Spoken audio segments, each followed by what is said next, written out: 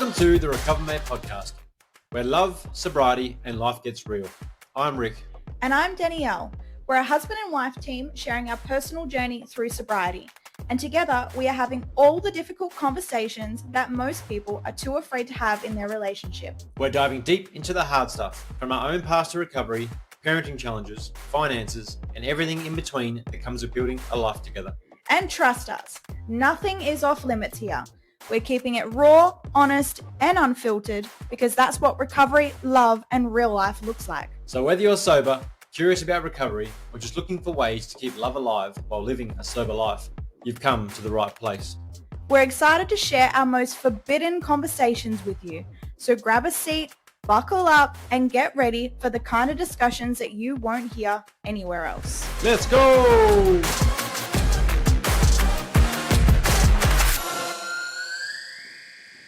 So today on the RecoverMate Podcast, we're pretty excited. We're full of life. We're full of love and joy. We have just came out of the 3-day relationship code event here in Perth, and it was amazing, to say the least. Say the least. And I don't think we've actually talked too much about the event itself. We actually got it gifted by a family member who was close to us at the time because we were throwing around the divorce card. It's so hard to imagine if we hadn't have gone to that event where we would be. And I feel like we have made the commitment to each other, the constant learnings and teachings and tools and skills that the relationship code offer as a part of our everlasting growth and commitment to each other. So for the last 6 years, we have been going to these events at least of a minimum of once a year. And it's been absolutely spectacular, learning so much about ourselves, why we do the things we do, our patterns, our conditioning, going through our childhoods, and just learning to understand ourselves a little bit better and a little bit more on that deeper level. This weekend was no different to any other, except I felt for the first time that we had this epiphany or this moment in time, and it was like, you know what a journey this has been. From those 2 kids 6 years ago who were talking about divorce, had no skills or tools to move forward in what it's like to have a relationship or how to make one work, or even understanding the difference between men and women. And yeah, it's been pretty freaking awesome. But this event specifically, I know for myself, I was able to look at something I hadn't looked at before. Like everyone, there's always layers to the onion, and there is always somewhere to grow to. So even though we've been doing this for the last 6 years, amongst other things as well, there's always room for growth and always room for more love and depth. So something that I looked at particularly this weekend was how I can intellectually understand a situation, or intellectually understand how another person in a situation can deal with things. But what wasn't exactly clear to me was how that affects me emotionally. And I'm a person that's very good at understanding both sides and knowing why people might do the things that they do and being able to understand it from the intellect. But we are emotional-based beings. We're here having a human experience. And if all of us were to make decisions based on intellect, then we wouldn't be human. We would be robots. But because we are emotional-based beings, if you're someone like me who has gotten up to this point in my life where I have intellectually understood everything, the good, the bad, the ugly, made things okay that haven't been okay, but not dealt with any of that on an emotional level, I had not come to the realization of how much I hadn't actually dealt with. And the reason why I'm saying that is because I know on the other end of this, someone's listening and knows what I'm talking about. That moment in time where you just intellectually know, yep, okay, they fucked up, they made a bad choice, blah, blah, blah, it's got nothing to do with me, and you just glide over it.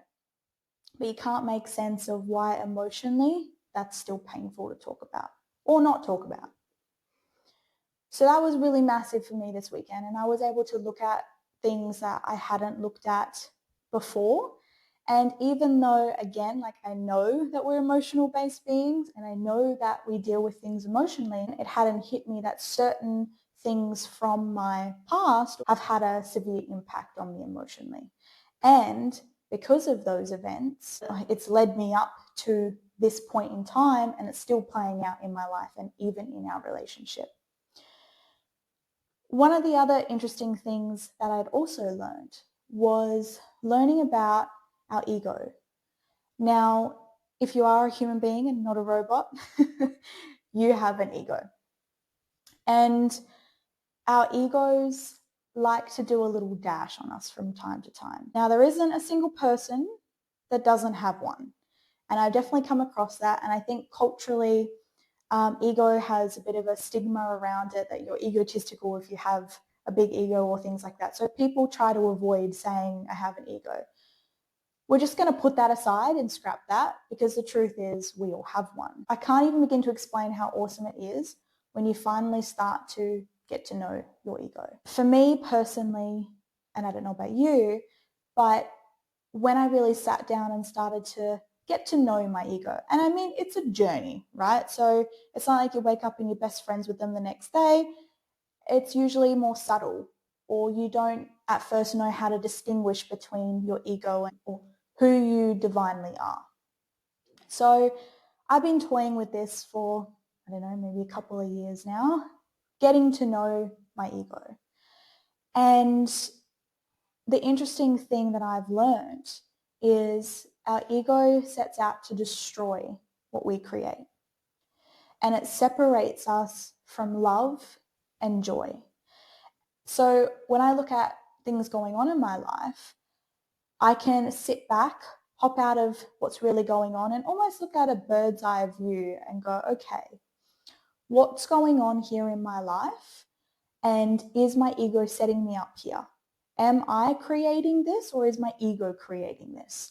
Is this bringing me closer to love and connection and joy, or is it taking me further away? So in saying that, what I've been able to do is distinguish between that. Now, I'm freaking human. It trips me up all the time. I'm very, very grateful to have an incredible group of people around me who support me and keep me on track, and also staying committed to my own personal growth and own personal journey.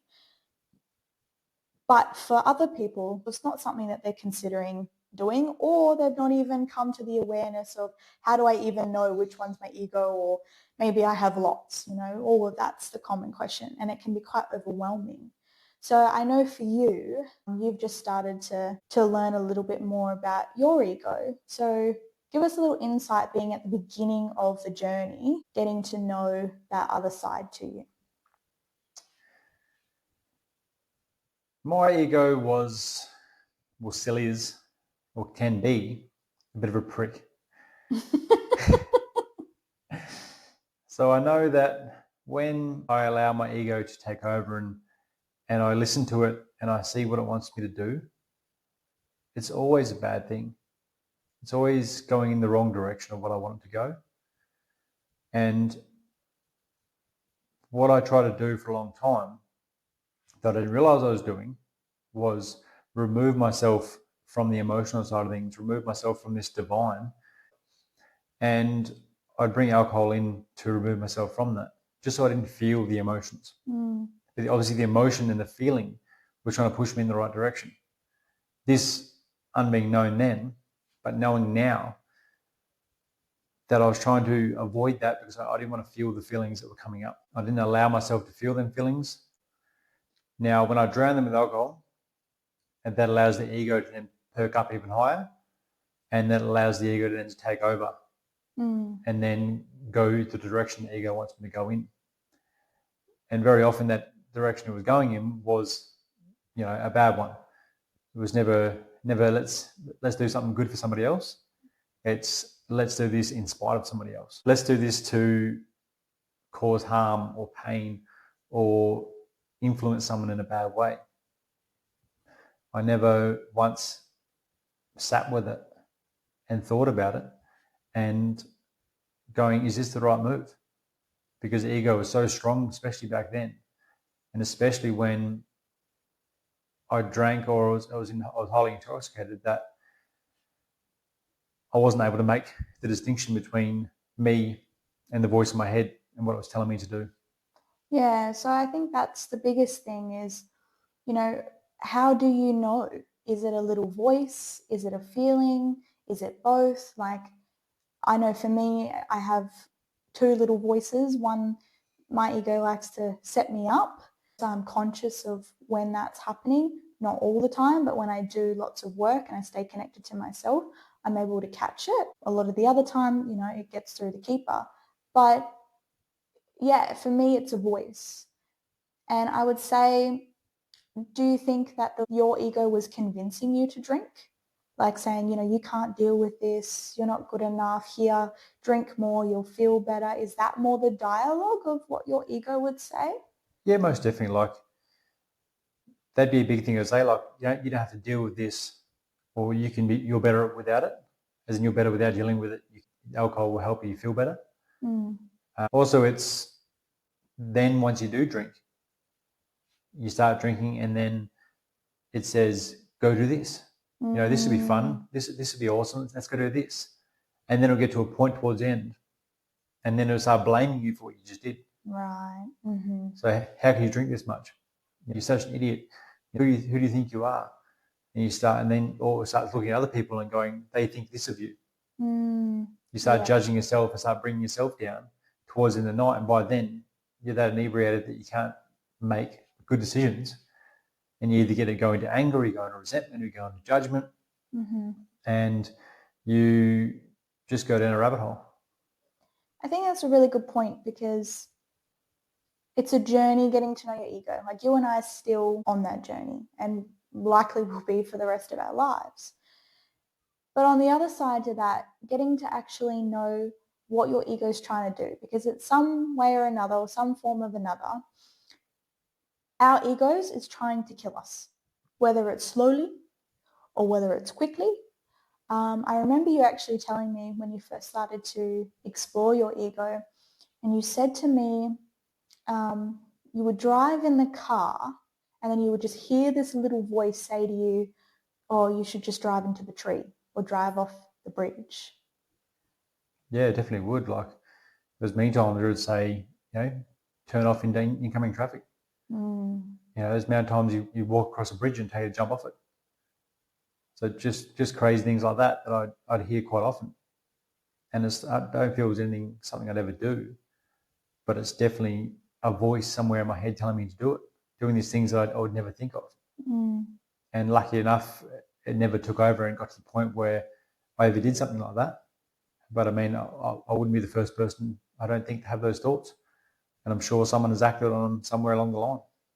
And I also remember you saying that when you started to sit down and really started to journal and get to know a little bit more about your ego, I remember you saying that your ego was trying to drink you to death and then kill you or something like that. That was when you had a conversation with your ego, that's what it was saying. Yeah, it was drink me to death and, make me alone. Yeah. I can only be by myself. No one's ever going to love me. No one's ever going to deal with me. All I have is this. All I have is evidently my ego and drinking. So being on the other side of that, stepping out and being able to separate you from your ego, what do you know is the truth? Well, I know none of that's the truth. I know that no one on this earth would be better off without me. This is something I've come to learn. I know drinking isn't for me. I know that I don't need it. And I know that I'm loved and the people around me love me just for me and not for what I bring or not for what I can do. And that connection is the biggest thing I want in this world. I want to love and connect and help and just prosper in life, not be stuck behind a bottle, or not be stuck behind my own fear or judgment on myself or self-doubt or just lack of love that I was so caught up with for so long. Like, I just want to be love. And I just want to give love and receive love. Yeah, I agree. And it's not an easy journey. I don't think it's one you should do alone. There's lots of resources and support out there. We're still, early days in our journey, but it's something we encourage you to look at. Just the makeup of you, getting to understand you, why you do the things you do. Where is that coming from? Love or coming from a place of pain? And it's really good to just put that distinction in. So we came out on the other side of this weekend. I shifted a lot of stuff. You shifted a lot of stuff. We were completely on cloud nine. And we did a lot of work over the weekend and we hadn't seen too much of each other. I was working the event and you were neck deep in the participation of the event. So we debriefed the day after and it was really nice. And we decided to head on out to Fremantle, which is one of our favourite places to go in Perth. We walked into the coffee shop and you got your coffee and I was waiting on my chai latte and we're just sitting at the coffee shop table and I saw the front page of the Western Australian. I read the headline and it said, "Drunk Doctor Kills 24-year-old." I went over to the table, sat down, and I then flicked the page over and I showed you the paper as well. And obviously it was something that hits home for us, so we opened it up and we read the article. There was so much in that. It was so much more than just a prestige doctor who got drunk and made a bad decision, unfortunately ended up on the wrong side of the road, smashing into another vehicle. The reason why I felt so emotional and you got quite emotional about it was at any point in our journey, that could have been either one of us on either ends of that stick. With your history of drink driving, that could have very much have been you. And I think in situations like that, it's very, very easy to jump to judgment. It's so easy to do. So we were reading this article and we got to where they were in court and the doctor had said he had tears in his eyes and he couldn't see while he was driving. And he'd been at his father's house drinking, watching a game of football. It was quite emotional because him and his wife had just separated. It had gotten quite ugly. Things were not going well in the relationship and they had kids. So, it is what we assume being a doctor. He probably works long hours. With that comes massive responsibility and less time at home, less time raising the kids, less time being present with the family. All of that does cause massive strain on a relationship. And something we've learned that, there's more to being a family man than just providing and putting food on the table. So we were reading this article and we got that side of it. And then on the other side of it was this beautiful 24-year-old who had a whole life ahead of her. She'd just been accepted into some incredible programs. She was doing amazing work in the community and she was just in a rideshare driving home and was less than a few hundred meters from her destination when the accident happened. So he was driving along, left the house, was doing 130, tears in his eyes, had drank way too much, hit the curb, ended up on the wrong side of the road and ended up killing this 24-year-old and putting the driver of the rideshare in hospital. And not only that, her family's lives, her friends' lives have been severely impacted. I couldn't even begin to imagine the amount of pain and grief to have someone like that ripped away from you, as well as the rideshare gentleman who was early 20s. Who knows what trauma there's going to be there, whether he ever drives a vehicle again. You just don't know. Like, this one event, this split decision, can change lives in an instant. And then also for this doctor who has been going through a lot already with the family and the wife and the kids, to get to a place to decide that I'm going to drink and I'm also going to drive and I'm also going to speed and I'm also very emotional.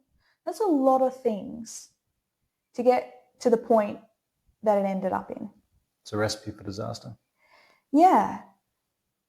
And what we know to be true, and this, I really want to make this clear, that it's not about making things okay, because that's not what we do. We do not make things that aren't okay. But it's seeing a different side to it. And when we choose to drink, we take away the ability to make good decisions. And I know for you, you've experienced that, where you have done exactly that.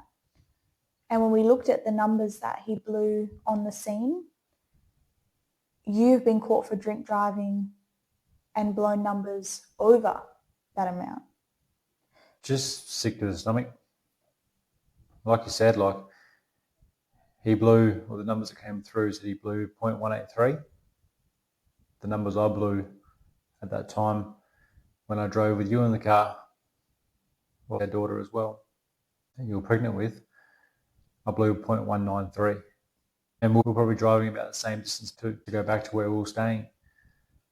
So there was every chance that could happen to us. Mm-hmm. And I could have potentially killed someone in another car, could have potentially killed a pedestrian, or could have potentially hurt you. And it just, at that moment, just made me reflect back real quickly, going, why would you ever do this? Not him, but I'm just me personally, saying to me, why would I do this? And why would I ever allow myself to do this? But it just comes back to alcohol and the ego not allowing you to make right choices at the time. Thinking you're invincible. And this is where the intellect comes in. Like, we know that behavior is not okay. We know that that's the potential of what could happen if we decide to drink and drive. Or in this circumstance, he was emotional, so he was drinking because he was emotional. That was his coping mechanism.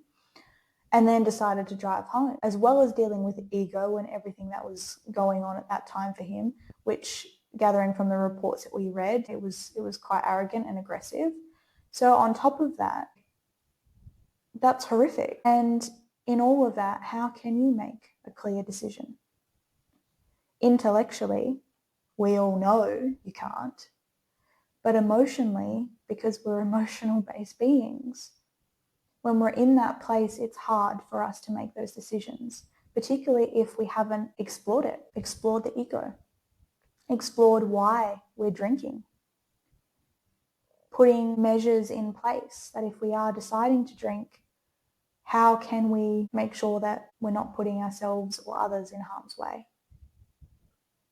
And I think that's the biggest thing. Like, no one intends to go out and do that. And it is an extreme, unfortunate circumstance, one that you were very, very lucky to have missed. On top of that, the pain, the guilt, the shame, all of that he has to live with for the rest of his life, and that his family have to carry, including his children.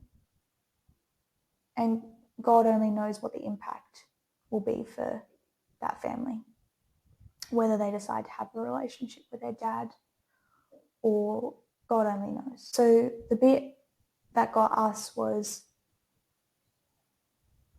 how often did we, and you or others maybe in your life, how often are you using alcohol to suppress how you're feeling, to escape the voices in your head, to escape the physical pain that your body's in because you're not dealing with the things that are going on in your life.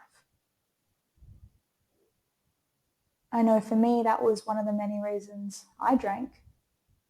You know, I was drinking at least once a week, not all the time, not always binge drinking. But there was a part of me that was escaping how I would feel if I had a really hard day with the kids, if we had a fight, or you jumped in the car and disappeared for days on end and I didn't know where you were. Like, alcohol is easily accessible. It's readily available, and it's super easy to get addicted to as a comfort, as a silent friend. But the truth is, it takes away our ability to make good decisions. It disconnects us from ourselves. Speaking on my own personal experience and watching you in this journey, we're not saying that you need to give it up, but we know the impacts that it has when it's in your life and you don't have a good relationship with it. I want to encourage everyone to at least go a period of time without alcohol, absolutely, because you don't know what you don't know. And you have no idea what's on the other side of that. Unfortunately, this story that we read in the paper is one of many that happen week after week across the world. And it's fucking devastating. It's just very painful to have to read. And like you say, we could go through numerous articles every week, different papers around the country, around the world. And you'd be seeing the same thing over and over again. Where somewhere alcohol was the cause, or someone's addiction was the cause of why they got to where they got to and why the event happened the way it happened. And it is very painful to know that there are other people outside of the person that has the addiction or is suffering from their own problems. There are people outside of that get hit the worst. Families, friends, co-workers, even acquaintances. Someone will always know you and love you. So to get caught on the wrong end of one of these events, it's heartbreaking for everyone around them. And I know we've been very fortunate in terms of, you know, the things I've done throughout my life, which are more than questionable, where I've been fortunate enough to still be here. I haven't hurt someone in the process because, you know, after doing the work we've done and giving up alcohol and allowing myself to feel things, it's so heartbreaking just to think of all the people around you that would be hurt by this, or hurt by something you've done, or hurt by a situation you put yourself in because of poor choices. And like I say, as much as this doctor has been, you know, jumped on for what's happened, you know, I don't condone anything he's done. I get that he's separated from his wife and he's having problems. I don't condone what's happened or what he's done, but I do feel for him in terms of his life is going to be drastically changed now. And not just his family's, his ex-wife, his children, his parents, his friends, his co-workers, everyone around him is going to be drastically impacted by what's happened on his end. And then you look at this poor young girl who's, you know, sadly passed away, and now her parents, her siblings, if she had any, her friends, all these aspirations she had in her life has now been taken away from lack of judgment and one bad choice. And not only that, like you said, the share ride driver, he also has been injured. He's also now in ICU. He's also having to deal with this event. So his parents, his friends, all these people he knows is now going to be having to deal with all that's happened from this one event. There could be upwards of 50 to 100 people that are impacted directly. And then you're going to have probably another 100, 200 impacted indirectly. So this is why we talk about this and why we brought it up on this podcast today, is just to understand how much impact you can have and what can happen when poor choices are made. Yeah. And I think it all comes back to knowing yourself enough that if you're in this emotional place, to put another measure in place, if alcohol, well, I mean, we know alcohol is not a good option. It's culturally glorified. It's what people say, oh, come on, you're having a bad day, let's go and have a drink. Like, it's numbing us out. It's keeping us away from how we're feeling. It's keeping us stuck. It's not letting us actually deal with what's going on in our lives. And in fact, it wants to actually destroy what we create. And like I mentioned, keep you far away from love. So the importance of getting to understand you and get to know yourself more. Why you do the things you do. Why are you using alcohol? Now, I'm not saying it's all bad, I'm not throwing all the eggs in one basket. But what we do know is that when you don't have a good relationship with it, if you are using it to suppress things or numb out or stay stuck or connect, and you can't go without it, or you can't connect or do any of those things without alcohol, like, it's time to look at your relationship with it. Because it takes one small event. It takes one argument with your wife. And if you don't know you, there goes the judgment. I mean, how many times have we heard, or even you've done, where you go, oh, I'll just go down to the pub and I'll have a couple of beers, and you've driven there, and then you've ended up having a great time, you had lots of fun, you've got work the next day, you can't really leave your car at the pub, so you're like, oh, it's just around the corner, I'll just drive home. I can almost guarantee that that's what his inner dialogue was. It's just around the corner. Sure, I'm emotional, but I've driven this road thousands of times. Like, if you take some time off away from it and really get to know the real you, there's nothing saying you can't come back if that's what you feel you have to do. But I guarantee once you feel life without it, you'll understand why we are where we're at and why we feel the way we do. And why we want it for you.